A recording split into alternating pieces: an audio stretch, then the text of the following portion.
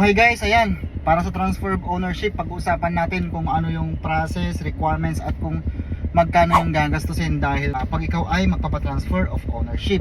Unang-una ay ang original na ORCR, deed of sale na kanotaryo, ID ng registered owner, ID ng new owner. So ayan yung mga initial na kailangan. And then kung yung motor ay ipapatransfer mo sa hindi niya mother file, for example, sa CR, ayan, makikita mo sa taas, ayan, sa taas makikita mo yung mother file mo.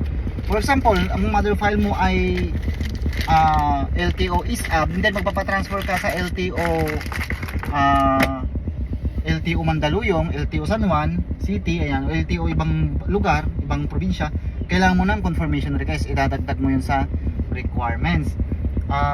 Kahit na same city, halimbawa Quezon City, kung magkaibang office, sa office, kailangan mo pa rin ng confirmation request, hindi ka exempted doon. Kaya mas okay kung doon ka sa mother file mo magpa-transfer para mas mabilis ng kaunti, pero okay lang din na hindi sa mother file mo. Ayan, maliban doon, kailangan mo din sa, kapag nakarehistro pa yan yung motor o sakyan, kailangan mo rin ng insurance under your name. Pero kung nakarehistro pa, i-ano mo lang, kailangan mo lang ng endorsement galing sa insurance company ng present na insurance mo. Ayan, tapos kung yan ay naka-encumbered, idagdag mo sa requirements yung cancellation of mortgage. Ayan, so yan yung mga requirements at saka PNP HPG clearance. Okay, so una mong gagawin, ipapotocopy mo lahat yan, dalawang photocopy. So bali magiging tatlo na yan kasama yung original, kasi yung isang photocopy isasubmit mo sa HPG. Okay, so ayan, una mong aasikasuhin o process ang confirmation. Kung hindi mo mother file yung pagpapalipatan mo, pumunta ka sa LTO kung saan ka magpapa-transfer. For example, sa LTO La Loma, Quezon City, pumunta ka doon, kuha ka ng confirmation request, dalhin mo yung original na ORCR, lahat ng documents mo, kailangan mo original, lahat yun may photocopy din, submit mo lahat yun, ibabalik sa'yo ni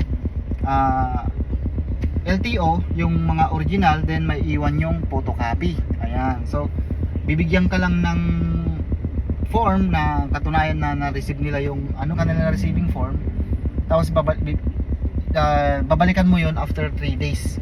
So pinakamababa 3 days, mayroong maabot ng 1 week, 2 weeks, and mas mahaba pa, depende sa LTO na mother file mo kung gaano kabilis sumagot. Okay, so ayan, habang inaantay mo yung confirmation request, saglit lang naman yun, no? Pagkapasa mo, pwede ka nang umuwi.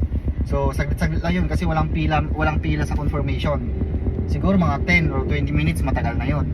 Pagka-submit mo nun, pwede mo nang asikasuhin yung HPG clearance. Kung kaya pa ng oras mo, diretso ka na sa HPG, isubmit mo ulit yung orig na mga documents mo tsaka photocopy. So kukunin ni HPG yung original at tsaka photocopy, check niya yon. May HPG na ibinabalik yung original, meron din HPG na kinikip nila yon, kukunin mo na lang pagka lumabas yung PNP HPG clearance. So depende ito sa HPG office na mapuntahan mo. And then dalhin mo yung motor, inspection nila yon. Pagdating sa HPG, mag-fill up ka ng motor vehicle inspection report, submit mo sa kanila kasama yung mga requirements, and then bibigyan ka nila ng stub ay ng payment form, magbabayad ka sa land bank. Walang bayaran mismo sa HPG, depende na siguro sa HPG sa area nyo kung malayo sa city o malayo sa land bank. So sa Metro Manila kasi ganun, pupunta ka sa land bank mismo. So minsan medyo malayo pa, kaya kailangan mong puntahan talaga. Walang bayad sa HPG, doon ka sa land bank magbabayad. Kapag nakapagbayad ka, balik ka sa HPG, papotocopy mo yung resibo, tapos isubmit mo kay HPG. I-inspection na nila dito yung motor mo o sakyan mo, i-stencil nila, check nila yung mga chassis number, engine number, mga documents, ayan. Tapos yan, magpipicture na lang kayo kasama si HPG, kasama yung nag-stencil, kasama yung sasakyan o yung plaka nya. Pagkatapos nyan, after 3 days, balikan mo na lang din. Okay, kasi 3 days process din yan. Habang inaantay mo, umuwi ka na muna, habang inaantay mong malabas yung confirmation saka HPG clearance mo, kung isasabay mo sa rehistro, pwede ka magpa-emission. Okay, magpa-emission ka na. habang naantay mo yung release ng dalawa. Ngayon kung hindi naman, antay mo na lang release, wag ka na magpa-emission. Kapag lumabas na yung HPG clearance after 2 days tsaka confirmation request, pwede kang magpunta na sa LTO. Okay, ito na ang mga dadalhin mong requirements: original na ORCR, deed of sale, nakanotaryo, ID ng first owner, ID ng registered owner, at least 2 valid ID, tapos yung HPG PNP clearance, confirmation request. Ayan yung mga dadalhin mo na. Okay, pumunta ka sa LTO, dalhin mo yung sakyan o motor, inspection nila yan, magpi-fill up yung nag-stencil ng motor vehicle inspection report, fill upan niya, siya na bahala doon, and then mag-aantay ka lang. Kapag okay na, bibigay sa yung stencil form na na-fill upan na, kasama yung mga papeles mo, papuntahin ka nila sa evaluator. Okay, papasa mo yun sa evaluator, at tayo mong tawagin yung pangalan mo, tapos umupo ka muna, i-check pa nila yan kung kumpleto yung mga requirements mo, tatawagin ka sa cashier, magbabayad ka. Pagkatapos sa cashier, pupunta na sa releasing, tatawagin ka na sa releasing. So ganun po yung pagpaprocess ng transfer of ownership. Ngayon, magkano naman yung gagastusin? Sa HPG, gagastos ka ng 600 pesos. So depende pa rin sa HPG sa office sa area nyo.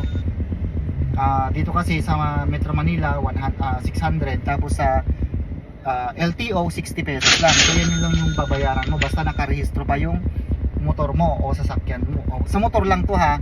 Sa sasakyan di ko kabisado yung, pero same process, pero di ko sigurado yung babayaran. Okay, sa HPG pareho, sa LTO doon na iba kasi nakadepende sa sasakyan, sa category. Okay, so pero yung process inuulit ko pareho. Kapag okay na, makuha mo na yung bago mong certificate of registration at saka OR. Take note ha, mag-iwan ka ng photocopy ng motor o sasakyan mo, tsaka ID nung yung dating may-ari, kasi kapag lumabas yung plaka, kung wala pang plaka yung motor mo, kapag lumabas, kailangan mo yun. Hindi nila ibibigay yung na-transfer na sa name mo, hindi nila ibibigay kasi wala kang record sa kanila. Okay, ang naka-record doon yung unang may-ari pa. Ayan, so kailangan mo yun, tsaka authorization letter galing sa registered owner na pinapayagan ka kumuha ng plaka. So ayan, take note din, sa HPG 7 days lang validity ng HPG clearance pagkalabas. Ayan, tapos ang alam ko sa confirmation 1 month yata, so correct me if I'm wrong. So basta may mga validity yan eh.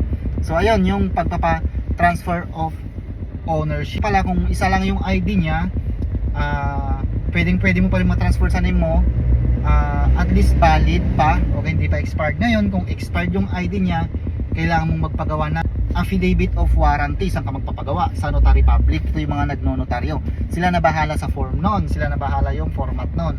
Ibigay mo lang yung papeles mo, kukopyahin lang yung details doon para ma-input nila doon sa documents. And then, take note din, hindi lahat ng HPG, hindi lahat ng LTO tinatanggap yung affidavit of warranty. Ang ibig lang kasi ng affidavit of warranty, lahat ng mga details doon ay hindi liable at totoo. Lahat ng mga documents na sinabit mo at pinasis mo ay totoo at hindi liable si LTO sa kung anumang consequences na mayroon doon sa papeles na yun, kung sakaling mayroong alarma, mayroong ganyan. Ayan. So yun lang naman ang ibig sabihin noon. Pero tsaka kung expired yan, kailangan mo ng affidavit of warranty para lang hindi sila malayable. So yun lang mga ka-rides, kung mayroon pa kayong mga dagdag na katanungan, pwede kayong mag-comment down below, ating sasagutin. Sharing is caring.